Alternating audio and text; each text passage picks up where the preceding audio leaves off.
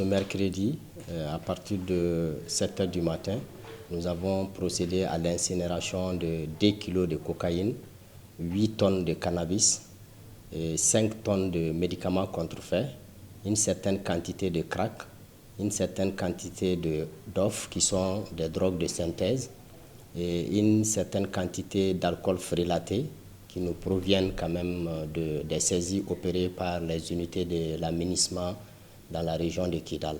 L'opération s'est très bien déroulée, et ça s'est déroulé sans incident. Et cette opération se situe dans la suite logique de nos différentes investigations de lutte contre les stupéfiants. Parce que quand nous menons des investigations et que nous interpellons des individus avec une certaine quantité de produits stupéfiants, il va de soi que vraiment ce produit soit détruit. Et c'est dans ce cadre que chaque année, nous procédons à l'incinération vraiment des différentes quantités saisies. Et la quantité incinérée, il faut bien le préciser, n'est pas la quantité qui a été saisie à l'échelle nationale, c'est juste la quantité saisie au niveau de la portion centrale de Bamako. En tout cas, ces derniers temps, nous avons engagé une lutte acharnée contre vraiment les réseaux de trafic de stupéfiants à travers le Mali. Parce que nous avons constaté qu'avec la pandémie de la Covid-19, il y a eu quand même beaucoup d'infiltrations à travers nos frontières poreuses. Donc, ce qui nous amenait quand même à renforcer nos capacités pour essayer vraiment de relever les défis. Et c'est ce qui justifie aujourd'hui la quantité saisie. C'est parce que nous sommes sur le terrain et nous essayons de nous adapter au contexte, à l'évolution vraiment des réseaux existants quand même au niveau de notre pays. C'est ce qui nous permet vraiment d'opérer ces saisies et en fin de compte les détruire. Il y a quand même, c'est comme toutes les structures, il y a des petites difficultés.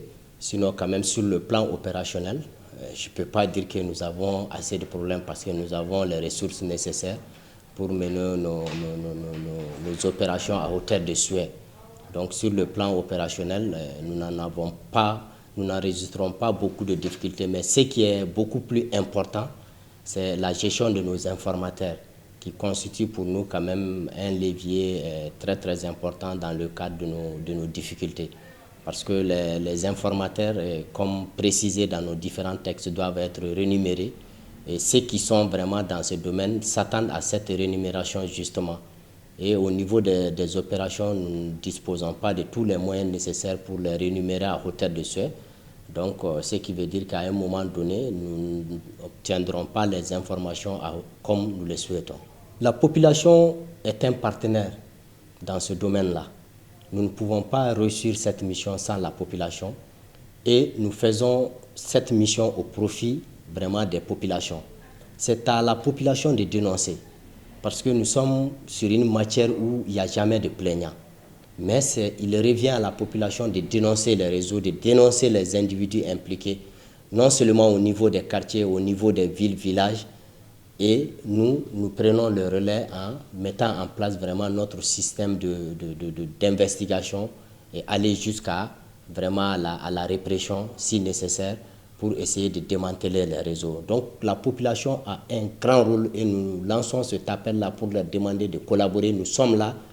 Les antennes, au niveau de Bamako, nous avons 3 antennes à l'aéroport, sur la rive gauche, sur la rive droite.